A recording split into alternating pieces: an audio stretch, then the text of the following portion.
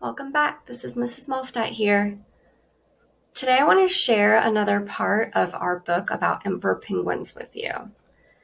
And today we're going to start with chapter 4, the life cycle of emperor penguins.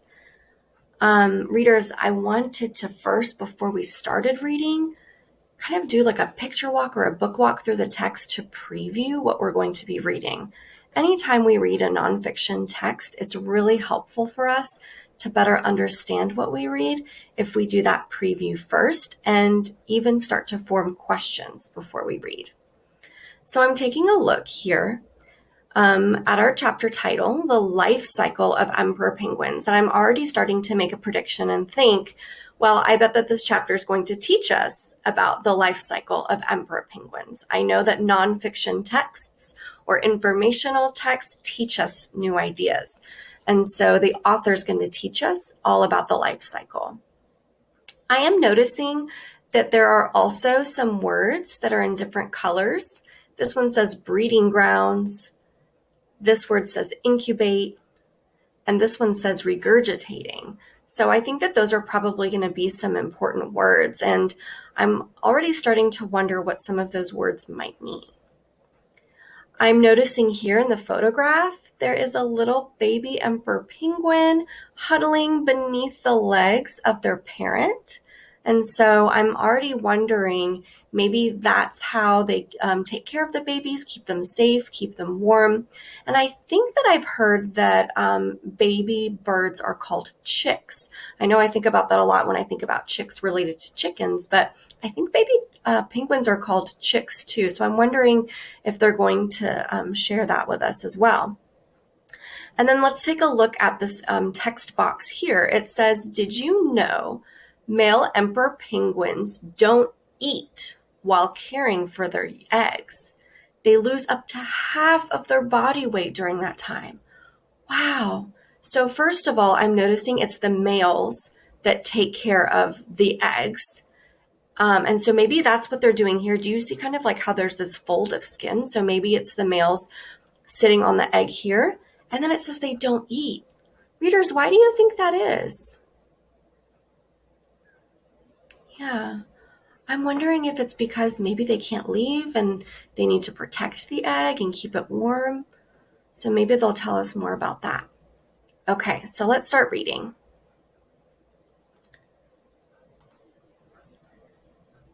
Emperor penguins return to their breeding grounds every year.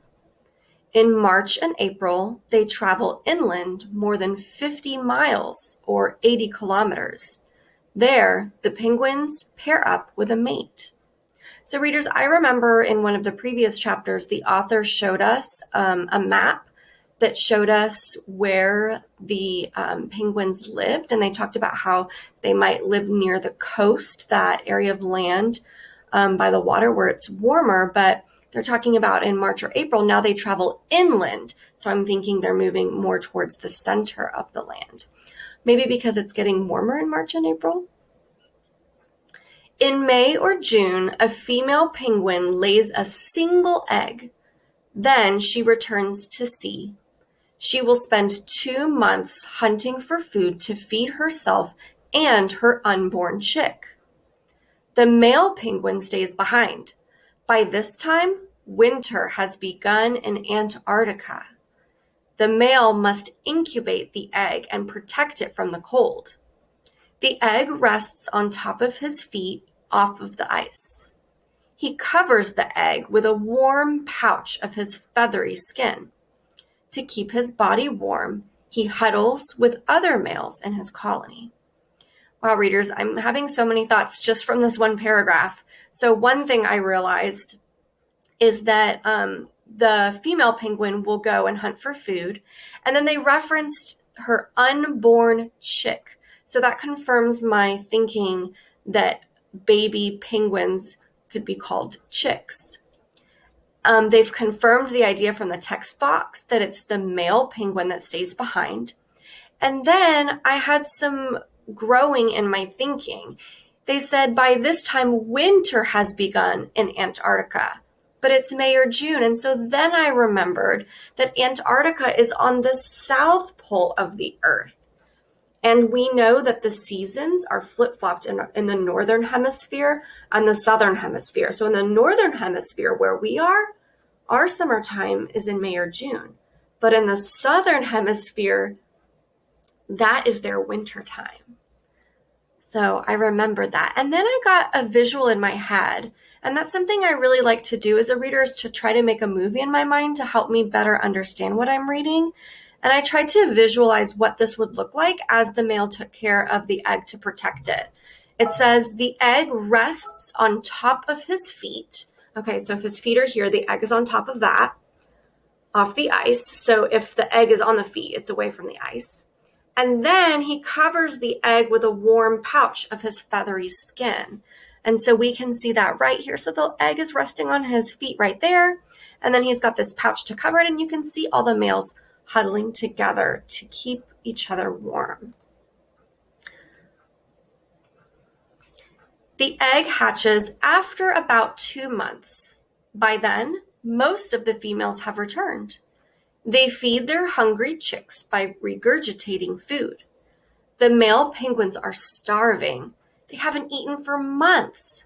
It's their turn to go on a long feeding trip at sea. Then they return to help raise their chicks. Young emperor penguins set out on their own after about 150 days. They are ready to mate about 5 years later. Their lifespan is about 20 years in the wild. Wow. So I'm growing my thinking even more with this new information.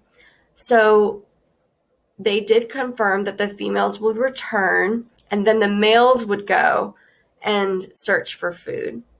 And they haven't eaten for months. And so I'm wondering if they have to use their fat reserves to help them survive without eating for months.